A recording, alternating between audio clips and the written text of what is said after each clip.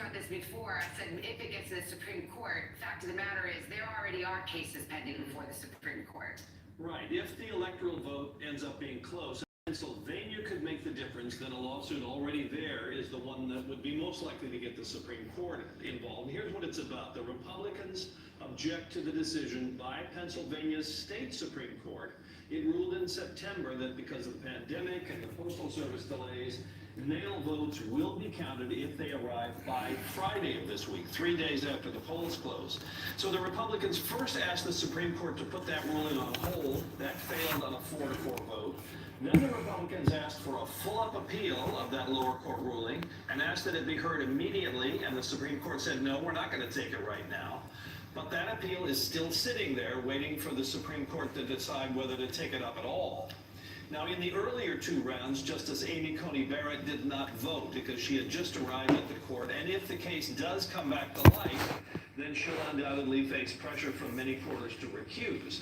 But the justices will no doubt have to ask themselves this question. Having turned down the Republicans twice before it was known whether Pennsylvania could be critical, how would it look for the court to then step in and take a grant and grant the Republicans' request to take that case on a fast track, knowing that a ruling could decide the election for President Trump? The Supreme Court felt stung by the criticism that followed Bush v. Gore 20 years ago, and we can find out how much appetite there is on the court to go through that again. Yeah, point of clarity as well, that Pennsylvania rule, those ballots have to be postmarked by Election Day so that Actually, you can't... they don't. That's part right. of the problem here. No, they don't have to be postmarked. They either have to be postmarked or there has to be proof that they were mailed after the election day. And that's been one of the Republicans' objections. Now, we've talked to the election officials and the Postal Service in Pennsylvania and asked them, do you postmark all the ballots? Because in some places, ballots have prepaid postage, and in that case, they probably don't go through the Wait a minute, cancellation. are you telling me somebody could put a ballot in the mail today as long as it gets there by Friday? Well, that's what the Republicans object to. Now, of course, you have to first ask yourself this question. Could the Postal Service deliver it by Friday if you put it in the mail today? That's a question. But secondly, the way the state Supreme Court ruled, they said that you must count the ballot if it arrives by Friday, if it's postmarked, and unless there is some indication that it was sent after Election Day, then you wouldn't count it. That's one of the sort of bones of contention here. But the majority of the ballots are those that of course, were put in the mail before or on Election Day. Okay, well, you know, this is what happens when you unleash the lawyers. Here's another one, Jeremy Bash. Jeremy, I already gave your resume there. So, obviously, every state is different. Every state's rules is different. This is a different year. It's 20 years later. But walk us through what these recount fights really amount to, what it really comes down to. We all remember the hanging Chad in Florida. What are the likely grounds of dispute here in 2020? Well, the first step, Savannah, is that all the votes have to be counted. The big difference between Florida in 2000 and what's happening today is that in Florida in 2000, the litigation was over the recounts. Remember, the Supreme Court stepped in and said, stop the hand recounts of the votes. Here in 2020, in all of these states, most of the votes haven't even been counted. So as Chuck and Casey and you guys kind of walk through where the votes are left to be counted, the first step is to get all those in the door, to get those counted, and then we see where the results are. And that's going to take a while. But assuming that all the votes are then in, then various people can say there were problems at voting places or there were problems with the ballots. There are multiple ways to challenge what happened at the voting places. But I have to say, from looking at reports yesterday, there were very few problems. There's no evidence of fraud. There's absolutely no basis that I can see right now for Kennedy going in and challenging legally the validity of what happened yesterday. Jeremy, were you up at 2:20 in the morning when President Trump spoke and he mentioned that he thought the election had been stolen and that he was going to take it to the Supreme Court? And just curious what your thoughts were. Yeah, I mean, frankly, that's outrageous. I mean, first of all, there's no basis to go to court, let alone the Supreme Court. And we got to be calm. We've got to let the process play out. We all knew because of COVID there were going to be mail-in ballots. We have to allow all the ballots to be counted. Then, once all the counts are in, we can see where things stand. If there's an election controversy, a narrow one, maybe that gets litigated in the courts. But I don't think that's going to happen this year. All right. Pete and Jeremy, thank you so much. We've got a lot more to cover ahead. We will continue to look at the map, see what's shaking there as folks are waking up, including the votes still being counted in some key states, and when we could have answers. That's the Hoda question. It's the one that everyone When are we going to know? Also, how are voters reacting overnight? This is the moment where we've seen a lot of tensions on the streets, a lot of cities. You've got boarded up store windows, but we've had a quiet night so far. So we'll check in with all of that, but first these messages.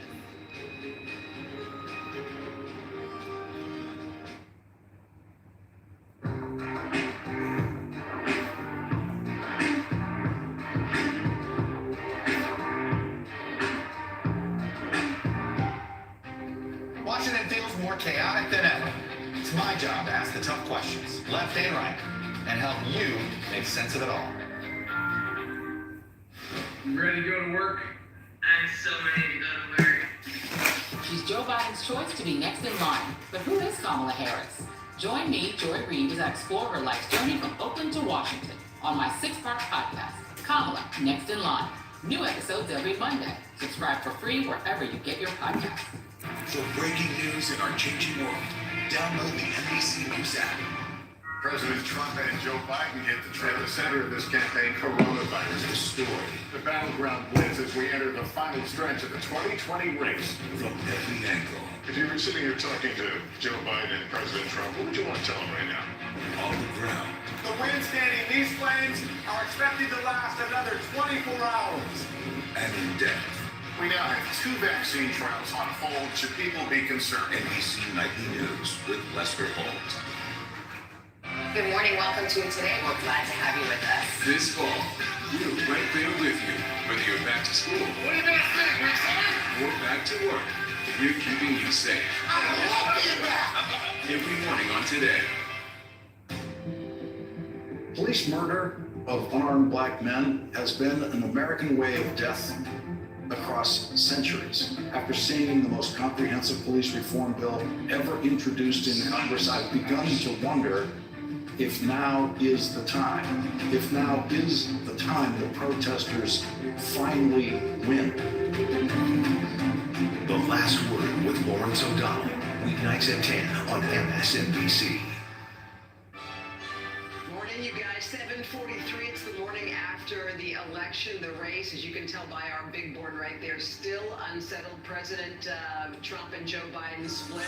It's 224 for Biden, 213, each trying to get to 270. A whole bunch of gray states there remain up in the air. A lot of votes to be counted. We've got our NBC News political analyst with us, former Democratic Senator Claire McCaskill and Rich Lowry, editor of the National Review. Both of them joining us and have been up all night as well. So, Rich, let me start with you. You look at the map. There were a lot of surprises for the president, pleasant surprises. Starting with Florida early in the night, he took a commanding lead in Florida, which some people thought was more competitive than it ended up being. Yeah, so Trump overperformed almost everywhere, and certainly in Florida. In Florida, he just had a very robust team working it really hard, and this is one of the things that was underappreciated about Trump. Everyone was focusing on the various distractions and the gaffes, but there was a real concerted effort to build a very serious get-out-the-vote operation that we now know was very effective and had considerable proficiency, and it's gotten him on the cusp of re-election. Now he's, as we're seeing, in real time here, his leads in those blue wall states, he's going to need at least one of them and perhaps more, are vulnerable to these late arriving, late counted absentee and mail-in ballots. So it's up for grabs now, but he wouldn't be here if he and his team hadn't done an incredible job turning out their voters and finding more of them. There are a lot of unpleasant surprises, I think, that you could say for Biden. I think he was expecting to take some states that ended up going red. Just assess what you see on that big map right there. Well, if you look at that map, there really aren't any states that have been flipped by either candidate yet. Except for, if we want to count Arizona, that would certainly be a flip for Joe Biden. But Nevada was a Democratic state, so if we end up with Nevada, that's not a change. it really still comes down to the states that, credit to the Biden campaign, they focused on. Those 3 states, Wisconsin, Michigan, and Pennsylvania. Let's just assume that the vote tallies turn out the way people are expecting at this point. The irony is that Donald Trump is going to lose the presidency the exact way he won it 4 years ago. And if he takes it to the Supreme Court and the Supreme Court validates it, that will give Joe Biden a lot of credibility because everybody in the country knows this is a Republican Supreme Court right now. Well, Rich, how do you see it? Do you think this is one that's going to be resolved by voters on the map? Tight, might take a while, but it's going to happen the old-fashioned way? Or do you think we may be looking at one of these drawn-out recount, potentially lawsuits, potentially that could go to the court? It depends, and the scenario people have been focused on from the beginning and still may play out here is an extremely narrow result in Pennsylvania, where Pennsylvania is a tipping point state, where potentially the result is determined by a segment of votes that will be under a cloud, and that, as Pete Williams was describing, that would be late arriving absentee ballots that are being counted because the Pennsylvania Supreme Court changed the rules in September. And if that makes it up to the Supreme Court, that Pennsylvania ruling is really vulnerable. There are 3, certainly, probably 4, maybe 5, maybe even 6 if it comes to it, U.S. Supreme Court justices who I think would believe it was improper for the Pennsylvania Supreme Court to do that. But that's only if it's really close in Pennsylvania. But you can't rule it out. And in fact, I believe the court left it so that those late arriving ballots would be segregated in the event that the court took up that issue. But I know there was a little confusion around the table about that. I think the rule, and Rich, I'm sure you're familiar with it, I think you're a lawyer too, that the ballots have to either be postmarked election day and can arrive no later than Friday, or there just has to be no evidence that they were sent after election day. So the bottom line is you cannot send a ballot after election day under any ruling of the court and expect it to be counted, correct? Right, my understanding, I'm not a lawyer, but my understanding is that, I don't know whether that's an honor or an insult, but some of the potentially prepaid envelopes don't have a postmark.